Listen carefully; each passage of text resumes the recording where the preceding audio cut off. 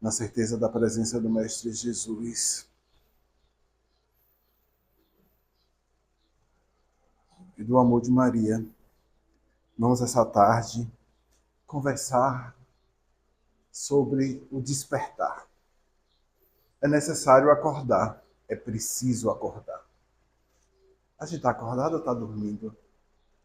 Quando a gente morre, a gente entra no sono profundo ou a gente desperta e acorda? Vamos descobrir isso hoje, nessa tarde? Se a gente está acordado ou se a gente está dormindo? Se a gente está passando por essa encarnação em berço esplêndido ou em pé, de pé, vencendo as dificuldades, aprendendo, evoluindo. A palestra de hoje à tarde ela está baseada na mensagem 68 do livro Pão Nosso, psicografia de Chico, mensagem de Emmanuel, com o mesmo título, Necessário Acordar. Então a palestra de hoje é Preciso Acordar. E Emmanuel começa nos trazendo uma citação de Paulo, do apóstolo Paulo. Paulo de Tarso, quando ele diz: desperta, ó tu que dormes, levanta-te dentre os mortos e o Cristo te esclarecerá. Vamos lá. Essas cartas, isso a gente vai encontrar na carta aos Efésios, capítulo 5. Essas cartas que Paulo fazia, ele não fazia para os desencarnados. Ele mandava para as igrejas que estavam sendo formadas lá no cristianismo antigo. Então ele mandava a carta para os Efésios, ele mandava a carta para os Romanos, ele mandava a carta para os Coríntios. Mas como é que ele está mandando carta para os encarnados, para aqueles que estão vivos? E ele começa assim: desperta, ó tu que dormes, levanta-te dentre os mortos. Mas ele está falando com os vivos. Só que nessa frase a gente vai encontrar uma grande lição. Que a lição é, dependendo de como estamos trabalhando a nossa evolução espiritual, nós estamos dormindo, vivos. Nós estamos que nem zumbis dos filmes. Parece vivo, mas estamos dormindo. E para que a gente entenda o que é que a gente precisa fazer para despertar, para acordar, a gente precisa ter muito claro a grande distinção entre mundo material e mundo espiritual. Nós estamos encarnados, nós estamos vivendo na matéria, nós estamos vivendo no mundo material, mas nós somos espíritos, espíritos imortais, espíritos que estão numa fração da sua vida eterna, vivendo agora. O que cada um de nós vive nesse momento, nessa encarnação, é uma fração mínima da nossa existência. E aí a gente tem um objetivo muito claro: estamos aqui para evoluir, estamos aqui para aprender. Por isso que esse mundo é conhecido pela doutrina espírita como um mundo que é escola ou hospital. Então nós estamos aqui para nos curarmos e nos educarmos, aprender e curar. Só que o fato de vivermos no mundo material, rodeados de matéria, e por existir em nós potências como orgulho, egoísmo, vaidade, vai crescendo em nós a necessidade da matéria, vai ativando em nós as nossas paixões, os nossos desejos, do querer mais, do querer sempre mais, do ter mais, do ter sempre mais. E aí nessa hora que a gente entra nesse processo de trabalhar feito um louco para conquistar a melhor casa, o melhor carro, a melhor viagem, eu trago uma novidade para vocês. Vocês vão estar dormindo. Em que pese vocês trabalharem 24 horas por dia, dormir às vezes só 2 horas, trabalhar 22 horas, para conquistar algo que vocês querem. Se vocês fazem só isso, vocês estarão dormindo e não acordados. Porque o verdadeiro sentido é estar acordado para a vida espiritual. A gente já conversou aqui nesse centro sobre o objetivo da matéria. A matéria ela tem um objetivo claro e específico, que é ser instrumento de educação e evolução. Quando ela deixa de ter esse efeito, quando ela deixa de ter essas características, ela se acaba, ela se destrói, porque ela não tem utilidade. Que a matéria não é eterna, o que é eterno é o espírito. Então eu estou usando esse corpo até quando ele tem a finalidade. E esse corpo que eu tenho, ele tem uma finalidade. O fato de eu a vida inteira ter esse corpo gordinho traz para mim um ensinamento. Já sofri bullying, já sofri preconceito, já tive problemas por causa do corpo. Então, ele tem uma finalidade para eu passar por questões da minha vida que eu tenha que passar e evoluir. Se eu desencarnar e encontrar um perispírito gordo, eu vou me retar. Porque eu tô apostando que seja só no corpo material, mas que o perispírito esteja ali lânguido, né? Todo trabalhado, todo definido. Mas, brincadeiras à parte, meus irmãos, o corpo ele tem uma função, nos ajudar a evoluir. Às vezes, por eu ter abusado do excesso de alimento de uma vida passada minha, ou ter a falta, ou ter o excesso e não ter dado importância, não ter uma, ou apenas uma questão de agora, uma válvula de escape de questões emocionais que eu vivi em outras vidas e que eu vivo nessas vidas, enfim. Ele tem um objetivo.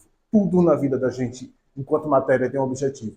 Mas ela está fadada a se acabar. Matéria é feita para se destruir.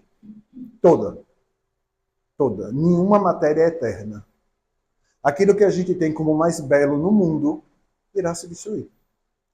Mas o espírito, quando é criado, o espírito, quando é formado por Deus, ele tem o fim de ser feliz.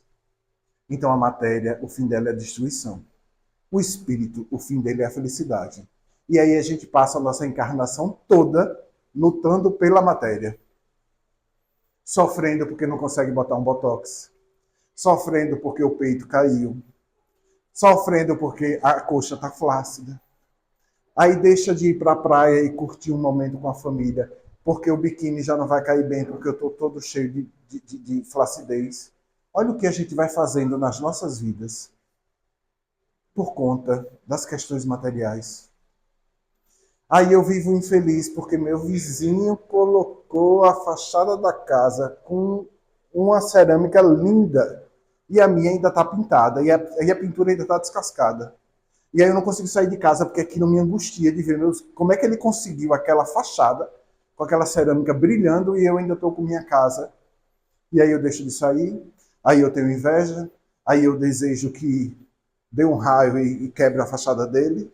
Olha o que a gente vai fazendo com esse apego com a matéria, com essa necessidade da matéria. Enquanto a gente está vivendo isso, nós estamos dormindo. Nós não estamos acordados. Porque a gente tem um objetivo muito claro, que é evoluir. E nesse quesito, nós não estamos evoluindo. Porque se a matéria vem como instrumento, ela não pode me causar sofrimento. Ela é um instrumento. O médico, quando vai operar e utiliza os instrumentos da cirurgia, algum instrumento daquele tem sentimento? Não. São usados para um meio e para um fim. A gente coloca sentimento no instrumento, que é a matéria. E aí a gente começa a sofrer pelo que tem, pelo que não tem, pela falta, pela escassez, pelo excesso. Só sofrimento. Enquanto isso, a gente está dormindo. Mas vamos lá, a gente tem muito assunto para conversar hoje. Emmanuel começa com a seguinte frase: grande número de adventícios são iniciantes no estudo do Evangelho.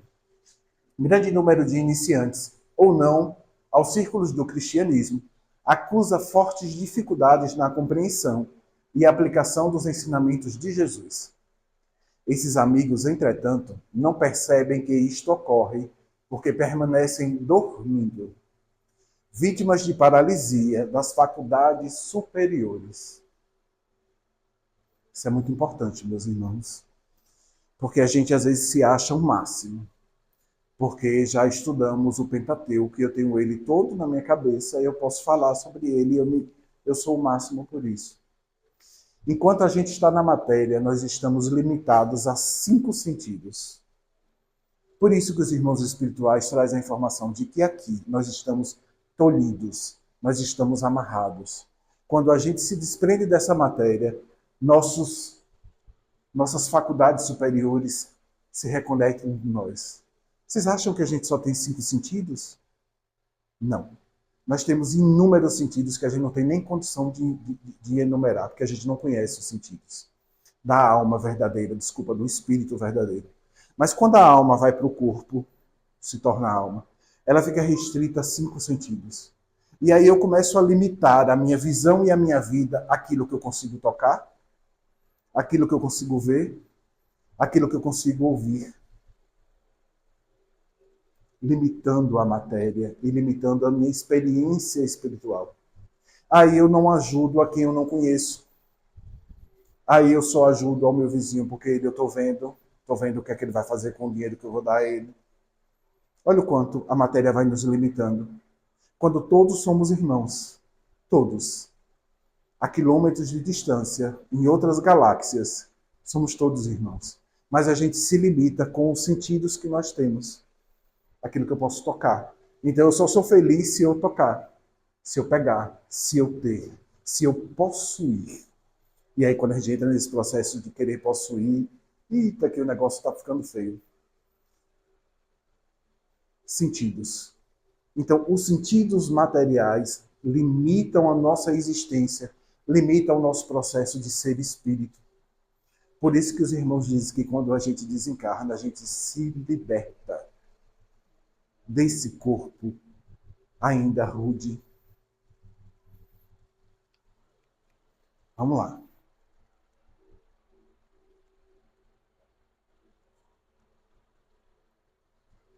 Livro dos Espíritos, questão 909.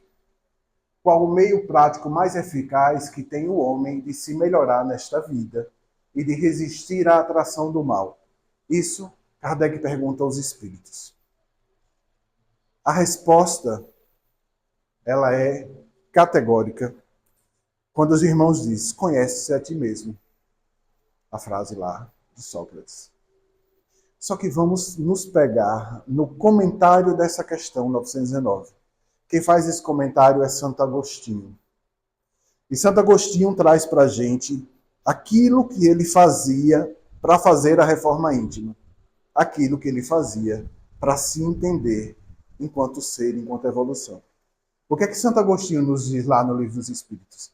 Que toda noite, ao colocar a cabeça no travesseiro, ele fazia uma retrospectiva do que aconteceu no dia dele, diariamente. E aí ele ia ver o que ele fez e o que ele não fez de bom, o que ele fez de ruim. Aí ele ia identificar a minha pressa da vida corrida, passando por um irmão triste, de cabeça baixa, às vezes precisando de uma palavra amiga, de um sorriso. Mas eu estou tão corrido, minha vida está corrida demais, não tenho tempo para nada. Aí a gente vai identificar a nossa usura, a nossa mágoa, o nosso ódio, a nossa inveja, a nossa vontade de ter o que o outro tem. Esse processo de se conhecer, ele é diário. Então, Santo Agostinho nos mostra um processo lindo de nos acordar. E olhe como é metafórico. Na hora que a gente vai dormir, a gente acorda. Porque na hora que a gente vai deitar, a gente faz esse retrospecto. E depois que a gente cai no sono material, nosso espírito vai trabalhar de uma forma lindamente livre desse corpo físico, livre dos 5 sentidos, usando todos os sentidos que ele tem. E eu gosto de lembrar que esse processo de reforma íntima, de se conhecer, ele é íntimo e pessoal. É como uma árvore. Hoje a gente vive um mundo de copas de árvores belas. Porque você vai para o Instagram, todo mundo é lindo, todo mundo é perfeito, ninguém tem problema, ninguém tem falta de nada. Todo mundo está nos melhores restaurantes, nas melhores viagens, vivendo as melhores vidas.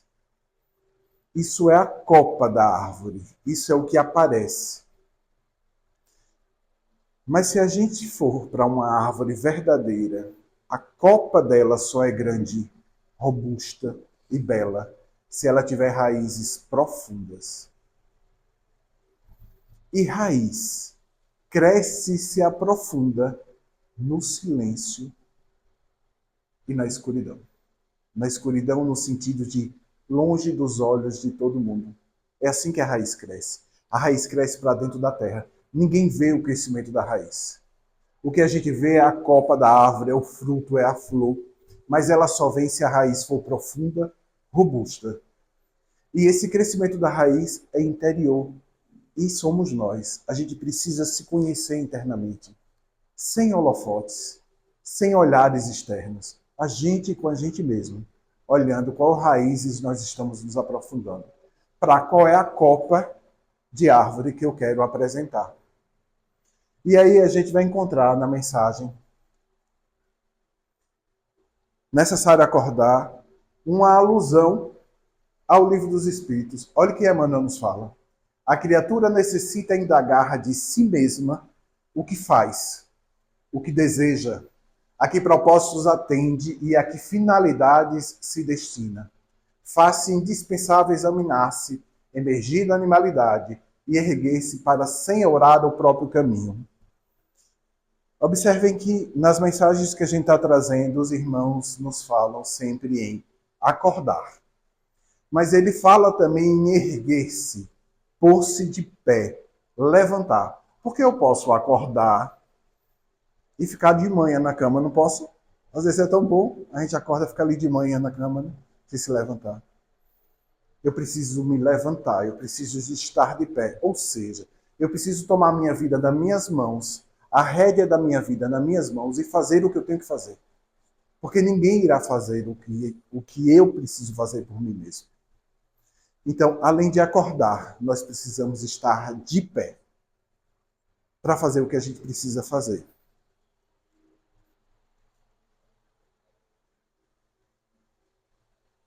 Alguém reconhece essas duas princesas? Podem falar. Branca de Neve e a Bela Adormecida. Vamos reviver nossa infância? As historinhas dela? Branca de Neve come uma maçã que a bruxa envenenou e cai no sono profundo até o príncipe chegar e dar um beijo e salvá-la. Bela Adormecida coloca o dedo no pedal da máquina que está envenenado por sua madrasta, cai num sono profundo até que o príncipe dá um beijo e desperta. Nós não estamos falando de veneno, de pedal, nem de príncipe. Mas nós estamos falando. Quanto de nós estamos dormindo, esperando o príncipe encantado? Ou seja, quanto de nós estamos dormindo, esperando que o outro resolva o nosso problema? Quanto de nós caímos no sono por um mal que nos fez, quando na realidade nós precisamos lutar, ressignificar, perdoar o mal que foi feito? Quantos de nós adormecemos, entramos num sono profundo, porque alguém me fez um mal e eu não tenho como lidar com aquilo, porque meu orgulho e minha vaidade está gritando dentro de mim, e se eu for lidar com aquilo, eu vou partir para a violência. Então eu adormeço, eu boto embaixo do tapete, eu deixo para lá. Não é sobre princesas, é sobre nós. É sobre o que a gente faz e o que a gente não pode fazer. Nós não podemos ficar dormindo, esperando o nosso príncipe encantado nos beijar e nos tirar do sono eterno. Nós temos que nos acordar, nós temos que nos levantar e batalhar pela nossa melhora. Não é o outro que irá nos salvar, não é o outro que irá nos educar, não é o outro que irá nos evoluir, somos nós mesmos. E a gente? fica achando que somos Bela Adormecidas ou Brancas de Neves, esperando o príncipe nos acordar. Mas não, meus irmãos. O poder da vida está em nossas mãos. O poder de modificá-la, de fazer diferente, de buscar a melhora está em nossas mãos. Não passemos essa vida dormindo ou colocando o problema, entre aspas, que problema não existe, o que existe é a oportunidade de se educar e de aprender, embaixo do tapete, para entrar no sono, numa letargia, porque essa conta será cobrada mais cedo ou mais tarde. Ou nessa encarnação ou na próxima. Aquilo que eu não resolvo hoje, eu vou refazer a frase para vocês. Aquilo que eu não aprendo hoje, porque quando eu resolvo eu aprendo. Aquilo que eu não aprendo hoje será lição mais na frente. E aí virá a lição com a professora carrasca da 8ª série. E aí se eu não aprender, vem com a carrasca da série superior. Que isso é a vida. Até eu aprender. Então, quando eu aprendo, eu me livro desse aprendizado e vou partir para outros aprendizados. Nós não podemos passar nossas vidas deitados, esperando que o outro resolva o meu problema. Esperando que o sol brilhe de uma forma diferente para eu ir para o centro espírita. Esperando que o céu esteja com azul, num tom de azul específico, para que eu saia para fazer caridade. E sair para fazer caridade não é só dar sopa e cesta básica, não, meus irmãos. Às vezes é chegar naquela pessoa que você não vê há muito tempo. Como é que você está? Está precisando de alguma coisa? Nunca mais eu te vi. Às vezes essa pessoa está precisando da sua palavra, do seu abraço, do seu sorriso. Caridade acontece toda vez que a gente se coloca à disposição do outro. Caridade, como nos diz Emmanuel, eu acho linda essa frase, é a ponte que nos leva a Deus. A ponte que nos leva a Deus é a caridade. A caridade se faz com o outro. Porque caridade que faço em mim mesmo é denguinho, não é caridade. Eu preciso do outro para fazer caridade. E é muito simples fazer caridade. Livro Missionários da Luz. Primeiro capítulo, Ante os Novos Tempos. Esse livro é psicografia de André Luiz, psicografia de Chico pelo Espírito André Luiz. Mas essa primeira mensagem é de Emmanuel. Olha o que Emmanuel nos fala. Os corações ainda tenros amam o sonho. Aguardam o heroísmo fácil, os príncipes encantados. Estimam o menor esforço. Não entendem de pronto o labor divino da perfeição eterna. E por isso, afastam-se do ensinamento real. Admirados, espantadiços. A vida, porém, espera-os com as suas leis imutáveis e revela-lhes a verdade, gradativamente, sem ruídos espetaculares, com serenidade de mãe. Bonito isso, né? Serenidade de mãe.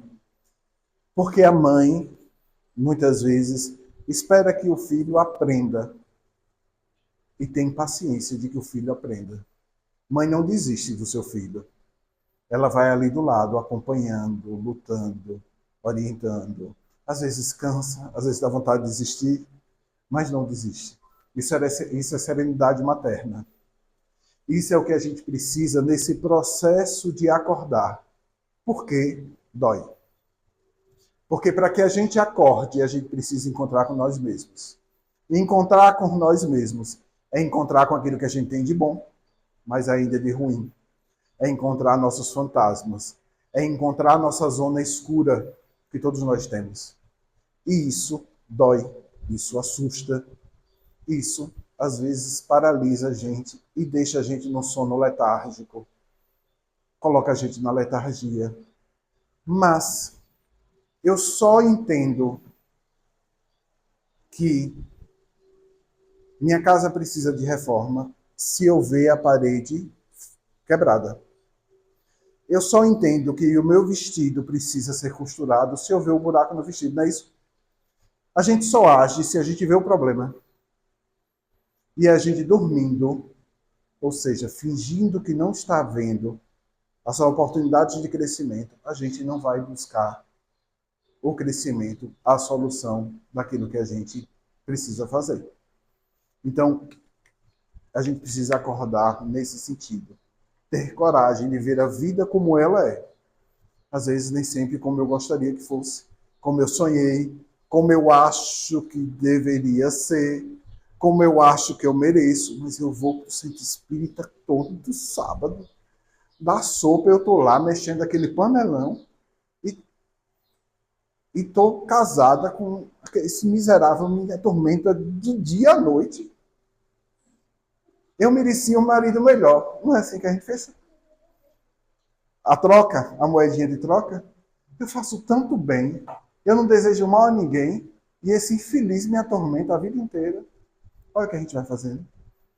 Olha o sono profundo que a gente vai tendo de não enxergar as oportunidades de melhoria, os resgates, os ensinamentos. Mas vamos lá. Essas carinhas apreensivas. Vamos cá, deu tilt. Vamos voltar para Paulo de Tarso. Paulo, dessa vez, escrevendo para os romanos, para a igreja romana. Capítulo 13, Paulo nos fala: isso é tanto mais importante porque sabeis em que tempo vivemos. Já é hora de despertardes do sono. A salvação está mais perto do que quando abraçamos a fé. A noite vai adiantada e o dia vem chegando. Despojemo-nos das obras das trevas e vistamo-nos das armas da luz. A necessidade que a gente tem de acordar, ela é constante, mas ela é urgente nesse momento. Nós estamos vivendo o processo de transição planetária, ou seja, de transição humana. Essa é a hora. Os últimos serão os primeiros. Nós somos os últimos. E precisamos ser os primeiros. Nós precisamos estar com a energia, a moral, de acordo com o mundo que vai se apresentar, o mundo em regeneração. Ou a gente acorda e faz o que a gente precisa fazer, ou a gente nem aqui vai ficar. Nós vamos lá para um mundo inferior, ajudar com o nosso conhecimento a galerinha de lá descobrir o fogo e a roda. Alguém quer isso? Alguém quer isso? Não. Nós já avançamos e precisamos avançar mais. Nós precisamos ser os primeiros no mundo em regeneração, porque estamos sendo dos últimos. Estamos tendo a última chance. Esse é o último momento de fazer a virada, de virar a chave, de buscar a melhora, de reformar aquilo que precisa ser reformado, mesmo que doa, de abrir mão daquilo que a gente precisa abrir para avançar. Sabe aquilo que mata nós, meus irmãos? Zona de conforto. Que zona, que conforto. Se a sua vida não lhe pertence, quanto mais zona, quanto mais conforto. O próximo segundo não lhe pertence. Eu posso, na próxima palavra, cair aqui infartado. E aí você acha que você tem zona de conforto? Não, você tem ilusão criada pela sua cabeça de que está passando por um momento tranquilo. Até a vida lhe dar uma rasteira e fazer você tirar a bundinha da cadeira, acordar, se levantar e fazer o que você tem que fazer, mesmo que para isso doa, mesmo que para isso você tenha que perder, entre aspas. Porque a gente não perde, mas a gente acha que quando a gente, em questão de matéria, a gente está sempre perdendo, porque a gente tem posse. Então, quando não está mais comigo, é posse. Eu perdi. E às vezes, relacionamento ruim, abusivo, tóxico, a gente perde ou a gente se livra? A gente se livra. Eu acho que eu já contei aqui. Já. Não sei se eu já contei aqui.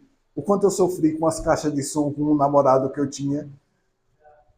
Sofria porque as caixas de som estavam na casa dele. Eu disse, se eu terminar com ele, ele vai ficar com as caixas de som. E eu vou perder minhas caixas de som. E aí eu sofria na mão dele e queria minhas caixas de som. Até o dia que eu disse, o que é caixa de som diante da minha felicidade? Mas olha o processo que a gente vai fazendo, sem perceber, os apegos que a gente vai tendo. E esses apegos nos adormecem. Porque, não sei se vocês já passaram isso na vida de vocês, e a gente, depois de um período difícil, você acorda e assim, parece que eu estava dormindo. Parece que eu estava, aqui na Bahia, a gente diz assim, fizeram uma cumba, né? Eu estava adormecido, que eu não vi isso tudo. Mas a gente adormece mesmo. Porque a gente fica cego com as paixões, com os desejos, com o apego. E isso vai nos adormecendo. Por quê? Porque a gente não quer ver a verdade. Para eu não ver a verdade, eu preciso fechar o olho, ou seja, eu preciso dormir. Então, às vezes, eu mesmo induzo o meu sono, para que eu não veja aquilo que eu preciso melhorar, para que eu não veja aquilo que eu preciso mudar na vida.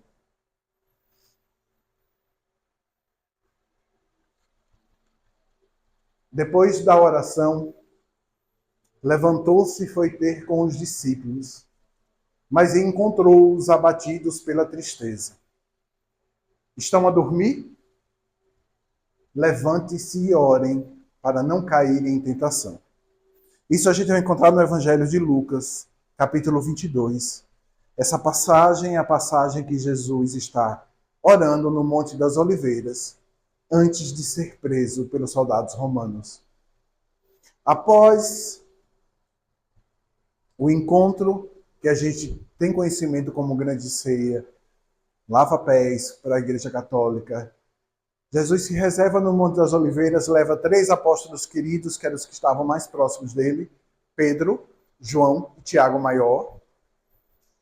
E enquanto Jesus se reserva e entra em agonia, chora, que é Jesus. Mas é Jesus humano. Ele se fez humano. E ele é nosso modelo e guia. Então ele precisava, como modelo, nos mostrar que às vezes dói, que às vezes dá agonia, que às vezes é angustiante e que às vezes a gente precisa chorar. Mas que a gente precisa, diante disso tudo, orar. Orar e pedir a melhora. E aí, na hora que ele sai para orar sozinho e entra em agonia, quando ele retorna, os 3 discípulos, os 3 apóstolos, estavam dormindo. Tem algumas traduções que falam que Jesus diz assim: vocês não conseguem ficar acordados em 1 hora? E Emmanuel, num dos seus escritos, nos diz que essa hora é uma encarnação. Então, o que Jesus disse a Pedro, a João e a Tiago Maior: vocês não conseguem ficar 1 hora. Ele está dizendo a cada um de nós: vocês não conseguem ficar acordados por uma encarnação, porque a encarnação é 1 hora da nossa existência, enquanto espíritos imortais.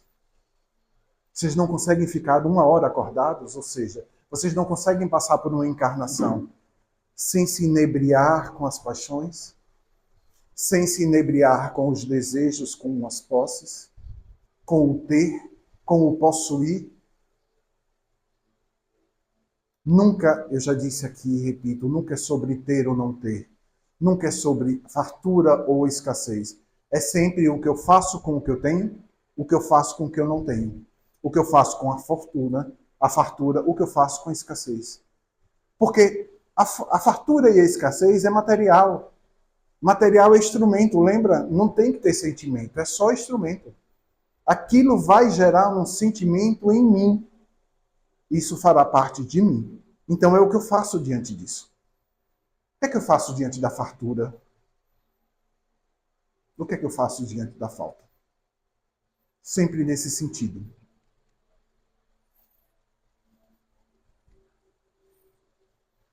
Vou contar uma historinha para vocês. Não se assustem com essa imagem. São lápides de um cemitério. Existia um homem muito inquieto com o seu existir. Tinha tudo. Tudo que a gente entende que é tudo. Vida boa, não tinha problema financeiro, família estável, tinha tudo. Mas um vazio e uma inquietação dentro dele o tempo todo. E aí ele resolve sair pelo mundo para conhecer os lugares e achar aquilo que preenchesse o seu vazio. Ele encontra uma cidade pequenininha, onde na entrada da cidade existia um cemitério. ele entra para visitar esse cemitério. E começa a chamar a atenção dele que nas lápides do cemitério, nas inscrições das lápides, tinha o nome e o tempo. Então tinha Ala, 3 anos. Márcio, 4 anos. Elaine, 5 anos. Ninguém passava de 10 anos. Aquilo chamou a atenção dele. Eu disse, meu Deus, uma cidade onde todo mundo morre muito cedo. E aquilo inquietou muito ele, porque ele não encontrou nenhuma lápide que passasse de 10 anos. Ele adentra a cidade. O cemitério ficava na entrada. Encontra um senhor, um velhinho, um ancião, um sábio. E aí ele pergunta, Senhor, o senhor é o único que está vivo nessa cidade porque todo mundo morre cedo?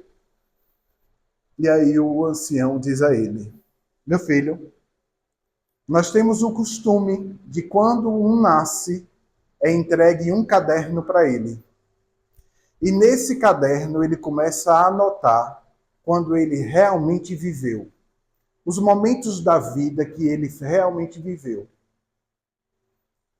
E quando ele vai embora, nós pegamos o caderno e contabilizamos, somamos o tempo de vida real.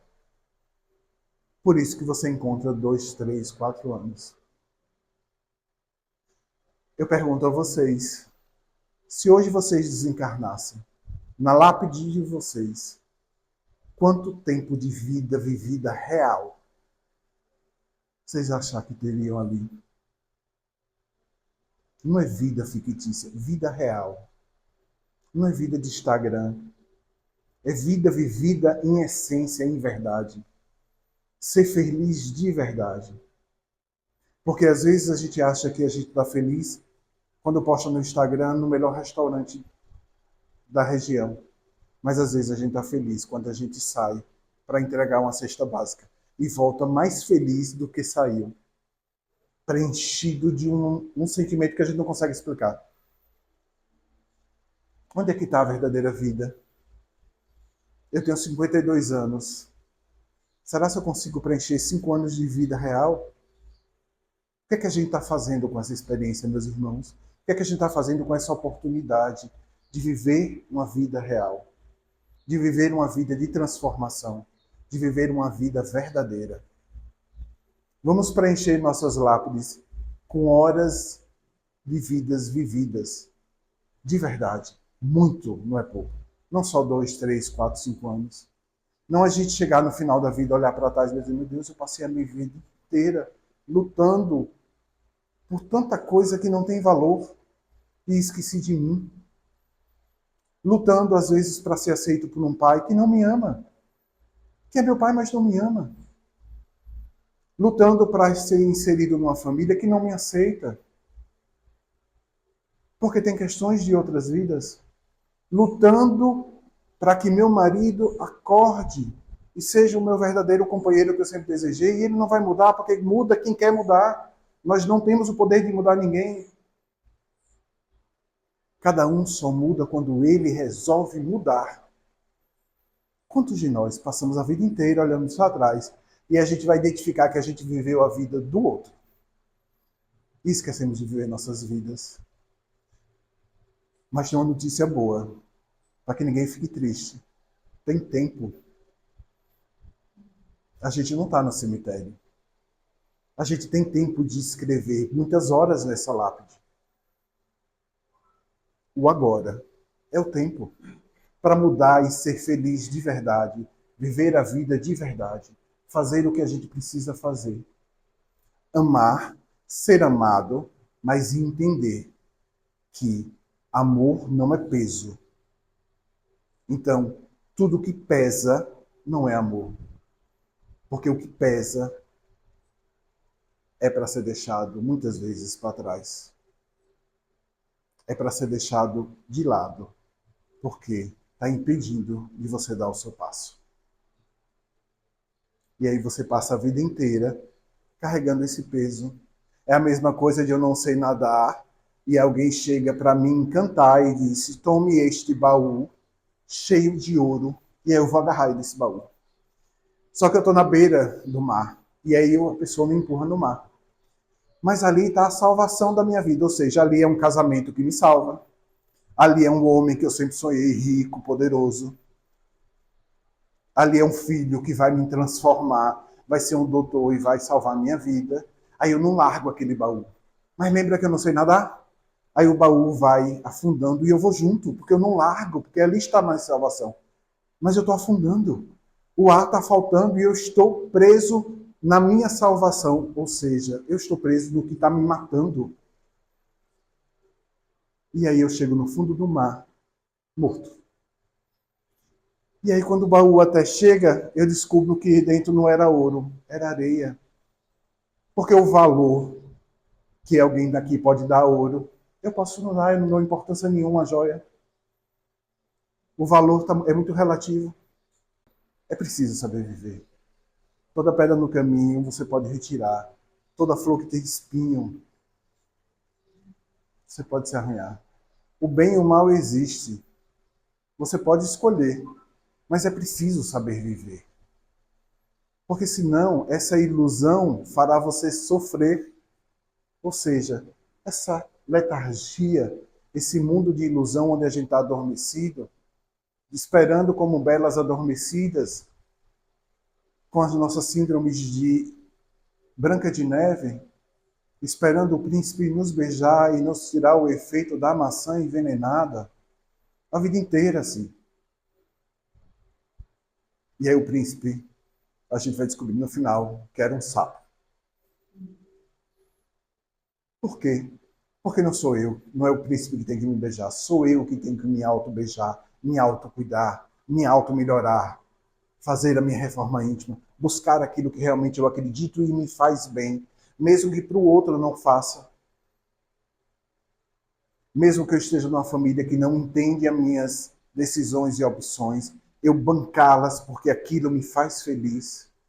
Mesmo que seja doloroso eu sair da casa dos meus pais para tentar a vida em outra cidade, porque naquela cidade vai me dar a oportunidade daquilo que eu acredito que eu serei feliz. E aí a gente disse, poxa, ele foi porque foi ser doutor? Não. Ele pode ir porque lá ele consegue fazer um trabalho de caridade.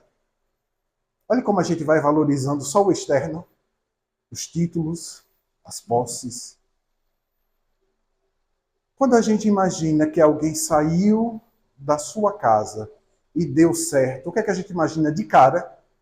Está rico, está numa boa profissão, está ganhando dinheiro. Não é isso que a gente imagina? Mas a gente não imagina que uma pessoa pode ter largado tudo para se enfiar no meio da Amazônia e cuidar dos nossos irmãos indígenas. A gente não associa isso à felicidade. E essa pessoa está vivendo a essência da felicidade dela. Olha como a gente vai mudando os valores e se apegando a eles e adormecendo. Então, encerrando, meus irmãos, sempre com ele, com Cristo. Emmanuel nos fala, sacudidas pela corrente incessante do rio da vida, rolam no turbilhão dos acontecimentos, enseguecidos, ou seja, cegos, dormentes e semi-mortas, até que despertem e se levantem, através do esforço pessoal, a fim de que o Cristo as esclareça. Observem que Emmanuel nos avisa que o Cristo não tirará a gente da nossa letargia. O Cristo não nos acordará nos sacudindo. O Cristo esclarecerá para que a gente acorde, porque o esforço é pessoal. Só eu consigo me acordar. O que eu posso ter é ajuda e condução e orientação para isso. É o que Cristo vai fazer.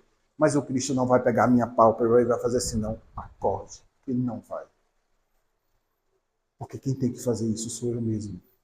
Eu preciso ter força de abrir meus olhos, enxergar a minha vida como ela é, me conhecer e me identificar sabendo aquilo que me faz verdadeiramente feliz. Enterrar meus pés no chão, ficar ereto e buscar a minha verdadeira felicidade. Vamos combinar de fazer isso? A gente ainda tem tempo. E aí nossas lápides não estarão só 2, 3 anos de vida verdadeira vivida.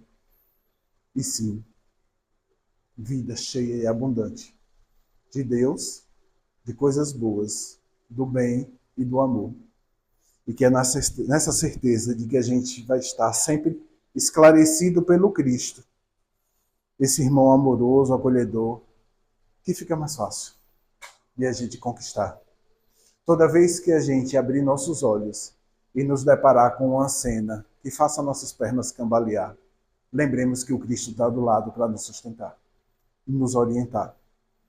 Não tenhamos medo de enxergar as verdades que a gente carrega, os nossos bens e os nossos maus, a nossa luz e a nossa escuridão. Porque a gente só vai clarear a nossa escuridão quando a gente conseguir identificá-las e colocar a luz nela. A gente só vai eliminar o mal em nós quando a gente potencializar o nosso bem. Para que a gente faça isso, a gente precisa se aprender. Façamos que nem Santo Agostinho. Todo dia, ao colocar a cabeça no travesseiro, refaça uma retrospectiva do seu dia, do que você fez do início ao fim. E vai identificando aquilo que você poderia ser melhor, aquilo que você poderia melhorar, e aquilo que você foi feliz ou infeliz em ter feito, ou ter dito, ou ter sentido, ou ter se calado. Porque às vezes no silêncio a gente fere, às vezes mais do que certas palavras. Mas lembre que é sempre nós. E nós temos essa capacidade. Então que viremos esse exército de buscadores de vida real, de vida vivida, de vida feliz, buscando a nossa evolução e a nossa reforma íntima. Que o amor do Mestre Jesus esteja sempre com vocês e que o amor de Maria acompanhe cada um em cada caminhada, em cada passo dado nessa vida. Lembrando que o colo dela é colo de mãe e que nos refaz para sempre para o amanhã, quando a gente perceber que a batalha foi muito pesada no dia.